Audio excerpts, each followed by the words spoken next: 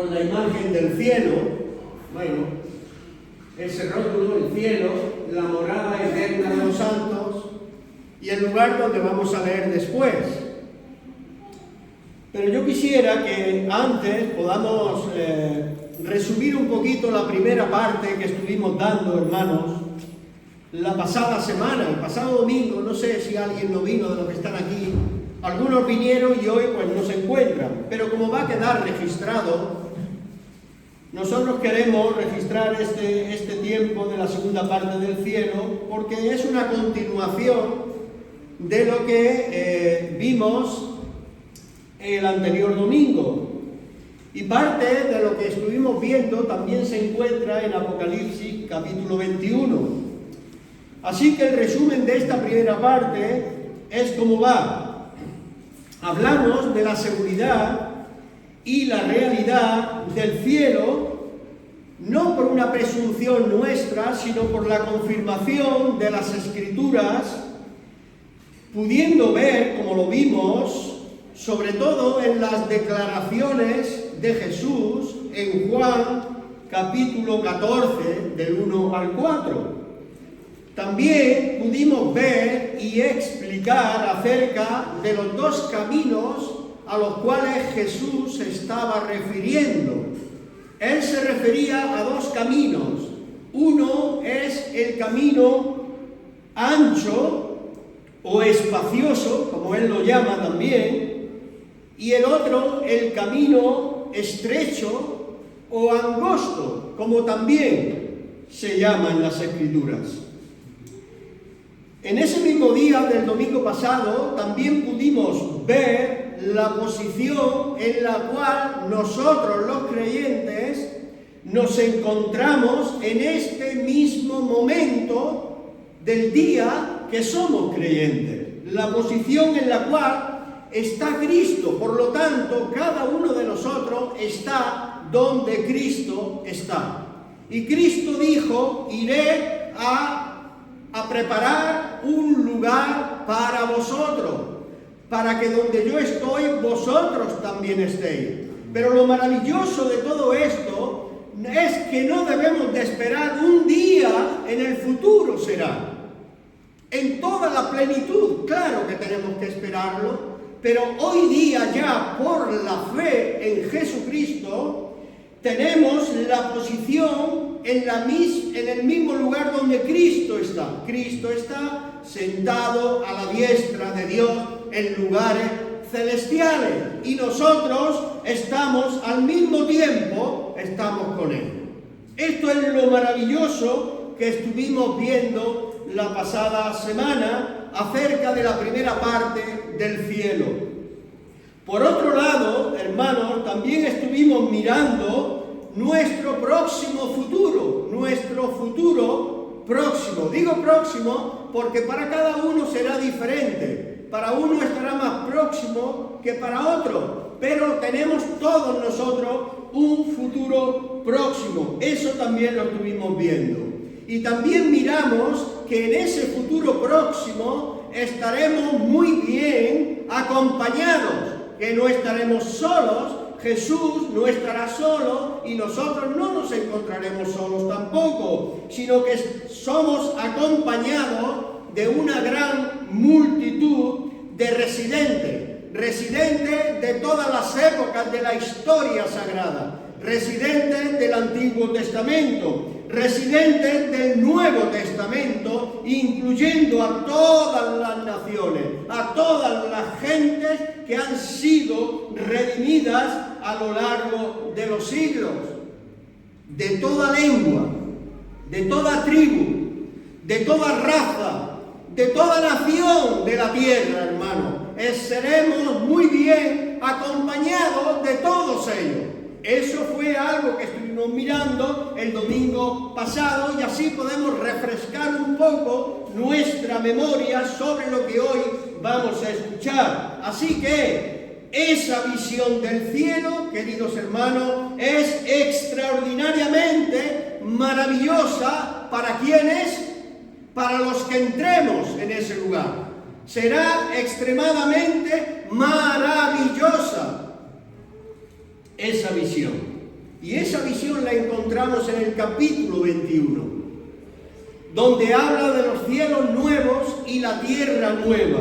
El capítulo 21 está hablando de eso, pero no se para solo en cielos nuevos y tierra nueva, porque eso es algo que ya pudimos ver la anterior semana, el primer mensaje que hemos dado sobre el cielo. Eso ya lo hemos visto y lo hemos relatado y resumido en el día de hoy. Por lo tanto, queridos hermanos, esta segunda parte del sermón, os tengo que decir algo importante. Será un poco más triste. Pero te quiero recordar algo que he dicho, que la visión del cielo es extraordinariamente maravillosa para los que entran. Eso nos alegra. Pero hay una segunda parte que no será tan alegre, más bien será triste. ¿Y esto por qué? ¿Esto por qué, queridos? ¿Esto por qué? Porque habrá mucha gente que rechaza ver la realidad de todo esto que hemos explicado la pasada semana en la primera parte del cielo. Mucha gente rechazará esa maravillosa visión del cielo porque no lo creen y lo rechazarán. Mucha gente piensa y nos dice y les escuchamos decir: eso tendrá que esperar para cuando yo me muera. Eso lo veré después, a ver qué pasa. Ahora no tengo mucho tiempo. Pero yo te digo una cosa, eso no es así. Para nosotros los creyentes no es así. En España, hermanos, en mi tierra, en Andalucía, yo recuerdo un dicho muy antiguo, ya de años, porque las personas mayores, ancianas, que ya fallecieron, yo lo escuchaba decir, y en España yo creo que se usa, y seguramente en algún otro país, quizás vosotros conocéis, esta reflexión que se hace acerca de cuando cumplimos los años, conforme vamos cumpliendo años. Este dicho en España es muy verdadero y reza de esta manera: los años son como escobas. Los años que van pasando de nosotros sobre nosotros son como escobas que van barriendo, que nos van barriendo, ¿hacia dónde? Hacia la tumba, hacia la fosa. Y esto es una verdad, hermano. Esto es una verdad. Está establecido para los hombres que mueran una sola vez y después de esto el juicio. Hermano, todos los que nacen son al mismo tiempo todos los que mueren. ¿Qué te parece? Por eso este dicho es tan verdadero. Los años son como escobas que nos van barriendo hacia la fosa. Todos los que nacen también son todos los que mueren. La muerte del cuerpo no perdona a nadie. El cementerio, o los cementerios en plural, de todo el mundo. En silencio, los cementerios testifican de esta gran verdad, que la muerte no respeta a nadie. Entonces, tenemos que preguntarnos, ¿qué hay después de la muerte? Muchos se entretienen con filosofías de este mundo. Van a estaciones de yoga, comienzan a hacer las posturas del yoga para relajarse, y sabéis que cada postura del yoga es una idolatría al dios budista o al dios hinduista, llamado la nirvana muchas veces, en muchos lugares. También otros hablan de una reencarnación y otros hablan de una aniquilación, como algunas religiones lo dicen y lo enseñan. Entre ellos los testigos de Jehová y bastantes adventistas creen en la aniquilación. Pero esto, hermano, esto no es así. ¿Qué hay después de la muerte? Hemos dicho, no hay nirvana, no hay reencarnación y no hay aniquilación. Y tú dirás, ¿y cómo sé yo esto? Lee la Biblia y lo verás. Jesucristo habló de eso, habló del cielo, del nuevo cielo y de la nueva tierra, y habló muchísimas veces, hasta 11 veces, en el Evangelio, en los Evangelios, habló de infierno. Lee la Biblia y lo verás. El problema es que la Biblia no se lee. Eso es un problema de la gente en público. La Biblia no se lee y es un libro para leer. Es la carta dejada por un padre amoroso para sus hijos. Y si tú amas a tu padre, tienes que reconocer, hablo del Padre Celestial, si tú amas a Jesús, tú amas a Dios, tú vas a leer la Biblia, la vas a estudiar, y no solo eso, sino que te la vas a comer. Aunque al principio te sepa un poquito amargo, el fin será diferente, será un placer haberlo hecho. El Señor Jesucristo, que no miente ni se equivoca, afirma que habrá un cielo como morada de Dios para los santos. Una morada eterna preparada por Jesús mismo, como hemos visto la pasada semana. Y para todos aquellos que le reciban hoy. ¿Eres tú uno de esos? Hay un infierno del mismo modo. Un tormento eterno cargado de un fuego que no se apaga. Y esto para aquellos que lo rechazan. Y yo quiero preguntarte, o tú, pregúntate a ti mismo, ¿dónde estarás tú? ¿Te lo has preguntado? ¿Dónde estarás tú? Es una buena pregunta. Yo quisiera que este pudiera ser el título de este mensaje. Aunque se está hablando de el cielo, 2 puntos, con la pregunta después. ¿Dónde estarás tú? Ojalá muchos se puedan estar haciendo en este momento esta pregunta. También las personas que caminan por la calle. Es por eso que he advertido hace un ratito, y lo quiero decir de nuevo, que este sermón es triste.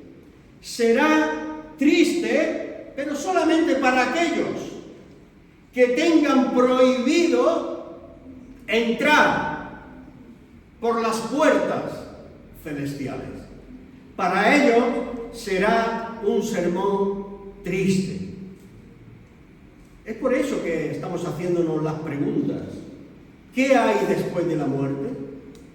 ¿Dónde estarás tú? Por eso, por esto mismo.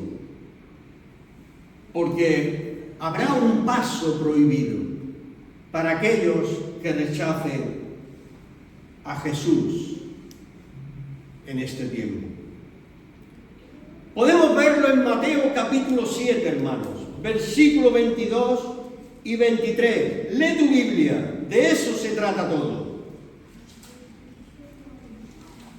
No todo el que me dice Señor, Señor, capítulo 7, no todo el que me dice Señor, Señor entrará en el reino de los cielos. No todo el que me dice Señor, Señor entrará en el reino de los cielos. Versículo 21. Sino el que hace la voluntad de mi Padre que está en los cielos. Versículo 22. Dice así: muchos me dirán en aquel día, Señor, Señor, ¿no profetizamos en tu nombre y en tu nombre echamos fuera demonios y en tu nombre hicimos muchos milagros? Entonces les declararé, dice Jesús, nunca os conocí, apartados de mí, hacedores de maldad. El Señor les dirá, prohibido el paso, prohibido el paso para vosotros. No os conozco, apartaos de mí, hacedores de maldad. Y yo me pregunto, ¿qué no estaban haciendo estas personas para que el Señor tan contundentemente pueda decir, no os conozco, hacedores de maldad, apartaos de mí, prohibido el paso para vosotros? ¿Qué no estarían haciendo estas personas para que el Señor no les abra la puerta y encima les diga estas palabras tan fuertes? ¿Qué no estarían haciendo esta gente? La Biblia dice lo que estarían haciendo. La Biblia da una lista completa de pecados que esta gente practica y están practicando hoy en el mundo entero, en todas las ramas de las profesiones que hoy se dan, políticos, religiosos, de todo tipo de trabajos, en todas formas se está practicando esta lista completa de pecados que la Biblia nos da. Y hoy, aunque no vamos a leer toda la lista de pecados, porque de un pecado viene otro, el pecado llama a otro pecado, este pecado llama a otro pecado, nosotros queremos dar la lista tal y como está escrita en algunos de los pasajes de la Biblia. Y si podemos, y Dios me da el privilegio de poder descifrar algunos de estos pecados, lo voy a hacer también. Pero de momento vamos a leerlo en un ratito. Esta lista, como digo, es completa, es larga y es extensa. Tenemos los ejemplos en el Nuevo Testamento. Si podemos ver en 1 Corintios, capítulo 6, versículo del 9 y 10, el apóstol Pablo está escribiendo esta lista. 1 Corintios, capítulo 6, versículos 9 y 10. Esta es una lista que escribe el apóstol San Pablo, que los que practican tales cosas, dice él, no heredarán el reino de Dios. Vamos a leerlo para darnos cuenta. Capítulo 6, versículos 9 y 10 de 1 Corintios. Pregunta el apóstol Pablo, ¿no sabéis que los injustos no heredarán el reino de Dios? No erréis, ni los fornicarios, ni los idólatras, ni los adúlteros, ni los afeminados, ni los que se echan con varones, ni los ladrones, ni los avaros, ni los borrachos, ni los maldicientes, ni los estafadores heredarán el reino de Dios. Esta es la lista que hace el apóstol Pablo dentro de la iglesia de Corinto, porque después añade, y esto erais algunos antes, ahora ya no más, ya no sois así. Pero yo he puesto esta lista delante de vosotros porque tenemos una otra lista en el capítulo 21 que es nuestro tema, donde habla del cielo nuevo, tierra nueva, y en el versículo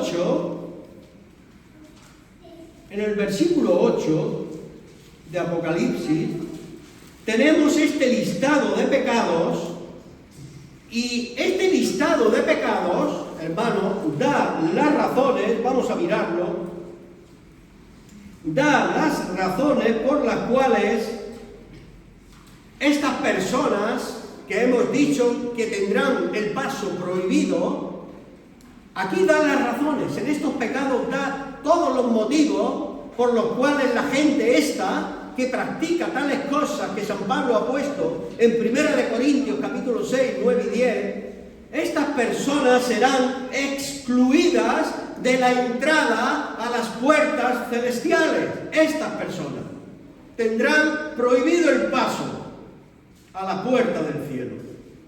Ese será el título allí, en el cielo. Prohibido el paso para ustedes. Jesús lo dijo, no os conozco, lo siento, no podéis entrar. Vamos a encabezar esta lista leyendo versículo 8. Porque antes tenemos lo maravilloso, ¿verdad? En el versículo 7, que es lo que hemos visto la semana pasada. El que venciere heredará todas las cosas. Y dice así la palabra del Señor: yo seré su Dios y él será mi hijo.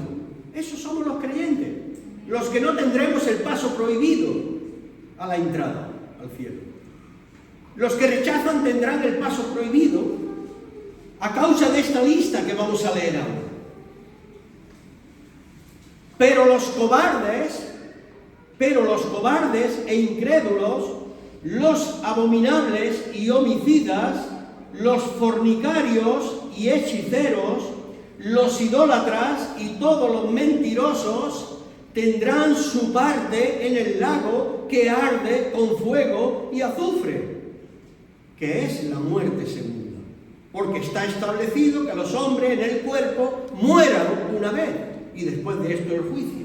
Y en el juicio dice que arderán con fuego y azufre, y esa será una muerte eterna espiritual, una segunda muerte, pero esta muerte es eterna. Los cobardes encabezan la lista. Cobardes e incrédulos. Yo los he intentado unir para no hacerme muy largo, pero vamos a hablar un poquito de los cobardes y seguidamente, rápidamente, de los incrédulos, porque se asocian mucho. Un cobarde con un incrédulo se asocia. Muchos no quieren creer porque tienen miedo a creer, no porque en realidad no desearan creer, pero tienen miedo, son cobardes. Los cobardes e incrédulos son los que se dejan arrastrar por sus temores y dudas, los que han vivido en el temor del qué dirán. Esa gente tendrá el paso prohibido. Ellos han rehusado confesar a Jesucristo como su Señor y Salvador. A esos les importaba más lo que sus amigos pensaran de ellos, lo que sus familias y parientes pensaran de ellos, en vez de lo que Dios piensa de ti o de ellos. Son cobardes. Nunca podían reflejar que eran creyentes.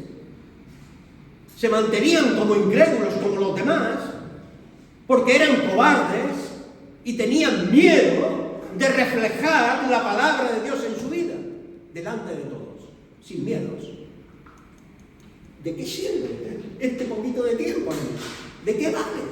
No vale la pena, hermano, no vale la pena. La gente no se entera de esto. Los creyentes tampoco se enteran de esto. Estos que se arrastran por sus propios temores, a estos que les importa más lo que otros piensen de ellos que lo que Dios mismo piensa. Esta gente nunca se declaraban cristianos delante de otros. Y esto es lo que hacen los incrédulos, hemos dicho. Es por eso que quiero asociar un poquito todo esto. Los incrédulos aparentan ser, ¿cómo? Siempre lo hemos dicho, buenos padres de familia, buenos vecinos, amables con sus compañeros de trabajo. Esta gente vive en una vana esperanza de que un Dios de amor, ¿cómo es posible que los va a rechazar al final? Esa es la vana esperanza del cobarde y del incrédulo. ¿Cómo me va a rechazar Dios a mí al final? Pero sí, tendrás el letrero puesto delante de tu frente. Prohibido el paso.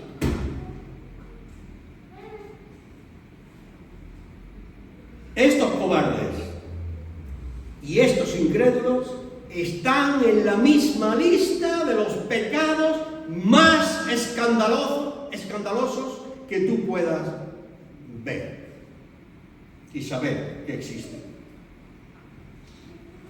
Aquí está la siguiente clase de pecadores. En un tercer lugar, los abominables. Esta lista la estoy leyendo y no la del apóstol San Pablo, que hemos leído antes. Me he parado en esta lista porque aquí está esta palabra, abominables. Abominables son una diversidad de pecados que no agradan a Dios. Y por eso esta lista la estoy descifrando un poquito. La clase de pecadores que son abominables son cosas que el Señor aborrece. Son pecados que además que desagradan a Dios, son despreciables y degradados a sus ojos, a los ojos de Dios. Estos pecadores se involucran en diversas prácticas que disgustan al Dios Santo. Numerosos hechos vergonzosos acompañan a esta palabra: abominación, abominables. El amor al dinero, uno de ellos, entre tantos otros y otros. La avaricia y tantos más. Solo tenemos que mirar el libro de Proverbios. Vamos a verlo, hermano. Proverbios. Vamos a verlo para poder enterarnos muy bien del tema en el cual estamos metidos. Proverbios capítulo 6, versículo 16 al 19. Proverbios capítulo 6, versículo 16 al 19. Dice así: 6 cosas aborrece el Señor, y aún 7 abomina su alma. He aquí la palabra abomina su alma. 7 pecados que abominan el alma de Dios. Estos 7 pecados son abominables. Los ojos altivos. Ojos altivos. Orgullo, arrogancia, soberbia. La lengua mentirosa. La lengua mentirosa. Las manos derramadoras de sangre inocente. El corazón que maquina pensamientos injustos, inicuos. Los pies que se apresuran para correr al mal. El testigo falso que habla mentiras, como pasa en los juicios. Y el que siembra discordia entre los hermanos, dentro de la iglesia. Gracias a Dios que el Señor nos dio un trabajo ministerial dentro de la iglesia que se llama la disciplina en la iglesia. Para que aquellos que quieran hacer discordia entre los hermanos puedan ser parados y disciplinados hasta que se arrepientan. Y si mueren, ojalá se hayan arrepentido antes. Ese es mi deseo. Por si acaso tuviesen prohibido el paso. Este es un pecado que abomina entre los 7 pecados. Pero nosotros estamos en el capítulo 21 de Apocalipsis todavía. Aquí, aunque hemos enumerado 7 cosas que Dios abomina, y lo hemos señalado muy bien, los siguientes son los homicidas. Si pueden leer el versículo 8. Después de los abominables tenemos a los homicidas. ¿Quiénes son los homicidas? Los que incumplen el mandamiento de la ley de Dios. No matarás. Creo que es el quinto o sexto mandamiento. El no matarás. Por eso dice este versículo 8 de Apocalipsis 21. Homicidas. Los que incumplen el mandamiento de no matarás. Pero Jesús, cuando vino, no se quedó solo en el no matarás, entre comillas. Porque podemos culpar a la gente que está matando y asesinando hoy y nosotros pensar que somos más justos que ellos. Sin embargo, Jesús pone las cartas boca arriba y te hace ver la realidad de este mandamiento. Es por eso que yo siempre digo que hay más de 10 mandamientos. Solo hay 10 mandamientos de la ley de Moisés, de la ley de Dios, que Dios escribió con su propio dedo y la presentó a Moisés, Moisés la presentó al pueblo. Pero cuando vino Jesús, Él añadió a esos mandamientos como un árbol que se ramifica en muchas ramas. Hay muchos más de 10 mandamientos. Y hay más que eso. El Señor Jesús lo amplió y amplió el sentido del no matarás, incluyendo ¿qué cosa? La ira contra tu hermano. La ira no es simplemente un enfado, es ira, es odio, es aborrecimiento hacia y contra el hermano. Jesús amplió el no matarás. Puedes matar a alguien con tu corazón. Por eso tenemos que cuidarnos de estas cosas, hermanos. El apóstol Juan en su epístola agregó: todo aquel que aborrece a su hermano es homicida. Y sabéis una cosa, que ningún homicida tiene vida eterna permanente en él. Esta palabra, vida eterna permanente en él, significa que cabe la posibilidad que se arrepienta. Pero si no se arrepiente, no tendrá vida eterna, aunque vaya a la iglesia evangélica. Tenemos que estar atentos, hermanos míos, a todo esto. Y a esta lista queremos seguir añadiendo otra clase de estos pecados. ¿Qué viene después de homicidas? Los fornicarios. Fornicación espiritual y carnal al mismo tiempo, porque lo hay, al igual que hay adulterio espiritual y adulterio físico-sexual. Hay de esto. Tiene que ver con toda la inmoralidad y prácticas espirituales, tanto como sexuales o físicas.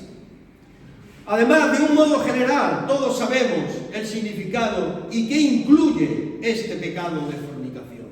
Ahora yo voy a decir que incluye homosexuales, pecados que vienen dentro de la Biblia, las lesbianas, otro pecado que viene dentro de la Biblia en Romanos capítulo 2, los afeminados, las mujeres masculinizadas, los que se echan con varones, las que se echan con mujeres, a los de la nueva moralidad e ideología de género. Estos cometen el pecado de fornicación con todas sus letras. Toda esta inmoralidad sexual. Y Dios dice que eso es pecado.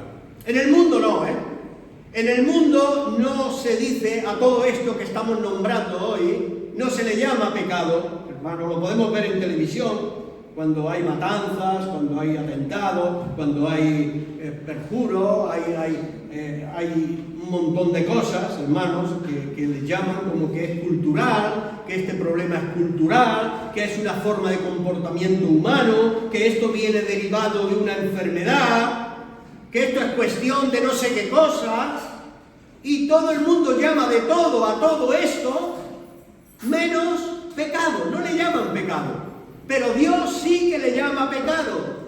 Dios le llama pecado, y tú y yo debemos llamarle como Dios lo llama: pecado, pecado y pecado. Pecado que te va a prohibir la entrada a ese lugar hermoso y maravilloso que hemos leído la pasada semana.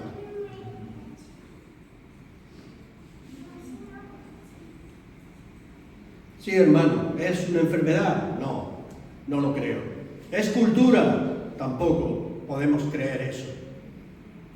Porque el que viene de otro país siempre intenta hacerse al país donde va. No es cultura, la cultura se puede ir transformando poco a poco. Siempre hay algo que queda, porque donde hay algo bueno, siempre queda. Y la cultura no es que sea mala en sí, y siempre quedará algo, pero el que va a otro lugar siempre se hace a ese lugar. Y muchas veces se cometen hechos vergonzosos a causa de, ellos llaman de la cultura, o la enfermedad, o el comportamiento que puede alternarse también en las personas. Pero esto es pecado, hermano. Y si seguimos adelante podemos ver otro de los pecados y pecadores, que son los hechiceros. Esto incluye a todo tipo de prácticas. Y estas prácticas se llaman ocultas, son prácticas ocultas, que no se sabe muy bien de dónde proceden, pero nosotros como creyentes, la gente del mundo no sabe de dónde proceden, nosotros sí sabemos de dónde proceden. Estos hechos y prácticas ocultas, puedo enumerar algunas de ellas, seguramente hay más. Adivinación, espiritismo, comunicarse con los muertos, los horóscopos y toda clase de astrología y usos con la bola de cristal, las cartas, el tarot y la tabla Ouija. Y Dios habla y condena claramente todo esto, sobre todo en el Antiguo Testamento, donde muchos se hacían pasar por profetas, eran videntes. Y el Señor no quería que su pueblo fuese a esos lugares de evidencias. Los hechiceros se llaman, los pecadores que practican estas cosas que hemos leído. Los siguientes, hermanos, en la lista, mirad vuestra Biblia, los idólatras.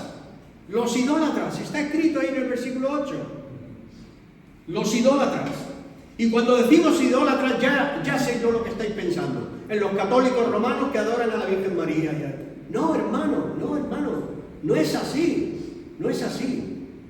Idolatría, ¿qué es idolatría? ¿Qué es? Los idólatras no solo son los que adoran a las estatuas, a los que rinden culto a una imagen. No es solamente el Papa un idólatra. Hay muchos evangélicos que son idólatras, adorando a hombres y mujeres en la historia de la Iglesia. Y en los contemporáneos de la Iglesia hoy día, pronto vendrán a un lugar y al otro de España, yo no sé, fulano de tal. Ya verás cómo todas las iglesias corren en un autobús, en tren o en avión y se van a Madrid, a Valencia, donde vaya esa persona. Idolatran a esa persona, adoran a esa persona, le ofrecen su dinero a esa persona. Eso es idolatría también, hermano. Es cierto que existe una conexión entre los demonios, entre la idolatría y los demonios, como dice San Pablo en 1 Corintios. Ahí por los capítulos 9 y 10, por ahí dice que el que ofrece sacrificios a los ídolos, a los demonios sacrifican, a los demonios ofrecen.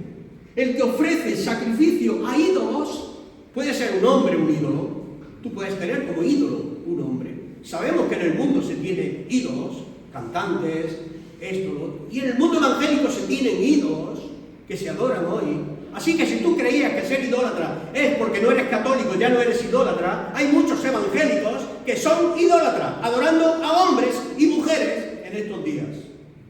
Pronto lo veremos aquí en España cuando vengan los famosos superhéroes. Se llaman a sí mismos así, pero no lo son para nada, ni siquiera un poquito. Dios no los cree. Pablo lo dice muy bien. Los que sacrifican, los que ofrecen a ídolos cosas, a los demonios, están ofreciendo esas cosas. Ten cuidado, hermano, hermana. Ten cuidado con internet, con lo que ves, con lo que oyes, con dónde vas, qué mensajes oyes, cuáles son aquellos que atesoran tu corazón. Todo eso tienes que tener mucho cuidado, porque el paso puede quedar prohibido para aquellos que son idólatras. Parece un poco duro, pero no lo es. Es bíblico completamente. ¿Por qué, hermano? ¿Por qué? La Biblia lo enseña de esta manera. En un sentido amplio, un ídolo puede llegar a ser cualquier cosa, cualquier persona que toma el lugar que solo le corresponde en tu corazón a Jesús. Solo a Jesús. Todo lo demás tiene que ser muy secundario y también a veces hasta rechazado. Sin embargo, no. Se tiene como idolatría y se atesora como ídolo esa cosa o esa persona. Esto es ser idólatra. Pero no me voy a seguir parándome en esto porque vosotros también lo sabéis. Vamos a llegar al número 8 de nuestra lista de Apocalipsis 21. Mirad, el número 8 es el número de la salvación en la Biblia. El 7 es el número de la perfección, el 8 es el número de la salvación. ¿Por qué? Porque 8 personas fueron salvas en el arca de Noé. Por primera vez se nota la salvación. Dios salvó a 8 personas. Noé con su esposa. Son 2. 3 hijos y 3 nueras. 8 personas fueron salvas en el arca. Hoy tenemos nuestro arca, que es Jesucristo.